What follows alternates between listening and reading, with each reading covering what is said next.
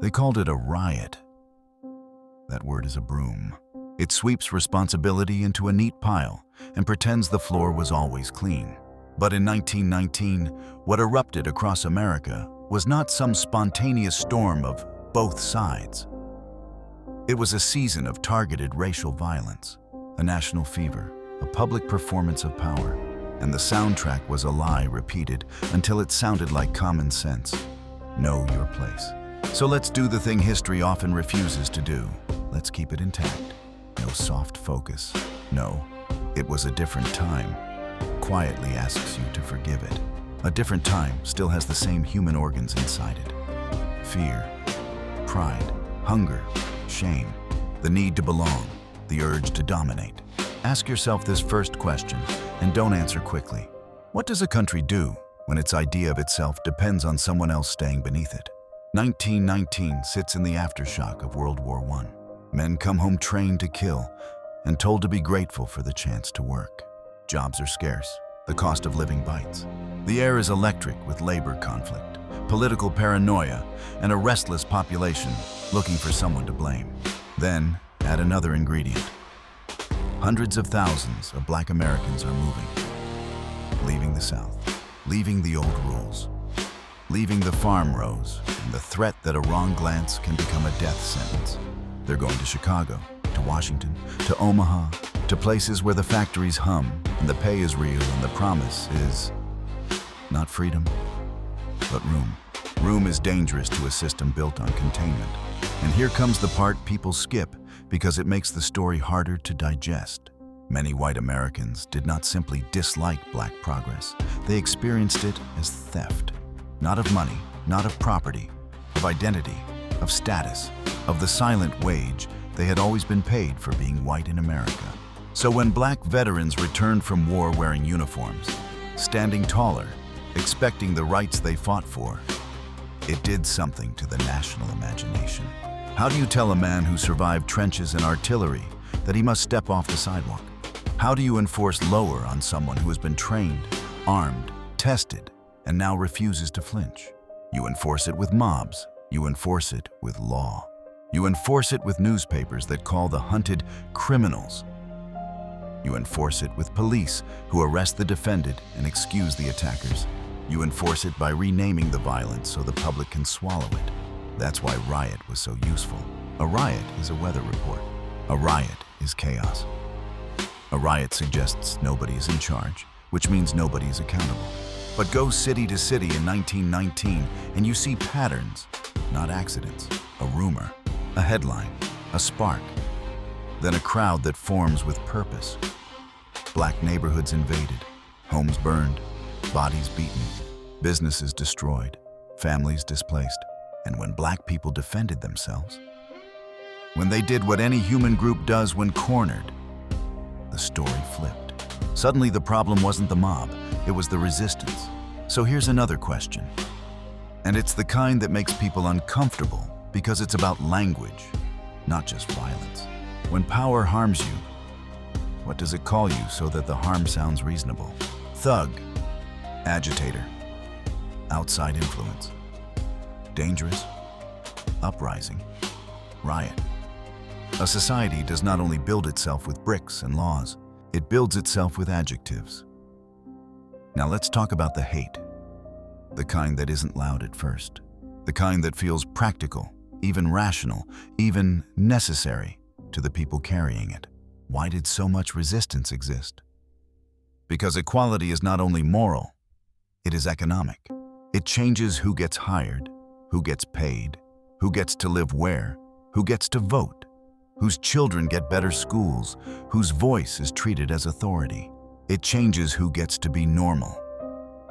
And for a long time, normal in America was a gated community with an invisible fence. In 1919, whiteness was a membership card. It wasn't just identity, it was access. So imagine what happens when the crowd senses the card might stop working. Fear becomes policy. Policy becomes violence. Violence becomes tradition. Tradition becomes just the way it is. And then, like a magician's trick, it becomes invisible. That is the deep horror of Red Summer. Not just that it happened, but that it could happen across so many places, in so many forms, and still be filed away as a footnote under a softer name. A country can survive almost anything, people say. But can it survive the habit of lying to itself? Because that's what this really was. A national argument about who counts as fully human, disguised as public disorder. A fight over who gets to inherit the future, disguised as keeping peace. Here's the question that pulls 1919 out of the museum and sets it on your kitchen table. If the violence was so obvious, why did so many people tolerate it? The easy answer is racism. And yes, racism was the engine. But engines are fed by fuel. The fuel was fear of change. The fuel was the thrill of belonging to a dominant crowd. The fuel was the convenience of having a scapegoat. The fuel was that old American temptation to protect comfort more than justice. And if you think this is only a relic, consider how the modern version works. Today, the hate is often subtler. It wears suits. It uses polite words. It hides inside concerns and questions, and I'm just saying, it doesn't always burn houses. Sometimes it redraws maps. Sometimes it closes polling places. Sometimes it bans books. Sometimes it funds conspiracy theories and calls it common sense. Sometimes it takes a perfectly ordinary leader, like Barack Obama, and turns him into an enduring symbol of rage for people who cannot name what they actually lost. So ask yourself, what exactly were they angry about? Was it a policy? Was it a crime? Or was it the sight of a black family occupying a space that the old story said should never belong to them? Because that's the thread from 1918 to now. Not the details, the mechanism. A system trained to read black advancement as a threat. A public trained to confuse equality with invasion. A media ecosystem trained to make fear feel like fact. A political machine trained to convert resentment into votes. And here's the most uncomfortable question of all. The one that makes objective people shift in their seats. If you were alive then, who would you have been? Not who you wish you'd be. Not who you'd post as online. Who would you have been with the pressures of that time in your bones? Would you have believed the rumors? Would you have trusted the headlines? Would you have accepted the easy story that made your life feel stable? Would you have stayed quiet because speaking up cost something? Would you have called it a riot because massacre would force you to choose a side? This is what preserving history is for. Not to perform guilt, not to win arguments, not to turn tragedy into content. It's to keep the mechanism visible. Because the greatest threat to truth is not denial, it's casualness. It's turning atrocity into a genre. It's treating the suffering of real people like a plot twist. Red Summer is a warning carved into the foundation of America. It says, a society can claim liberty and still ration it. It says, progress can trigger backlash as fierce as any war. It says, crowds can be convinced that violence is self-defense if you teach them to fear equality. So here's where we end, not with a neat moral, but with a mirror. What stories are we telling right now that future Americans will be ashamed of?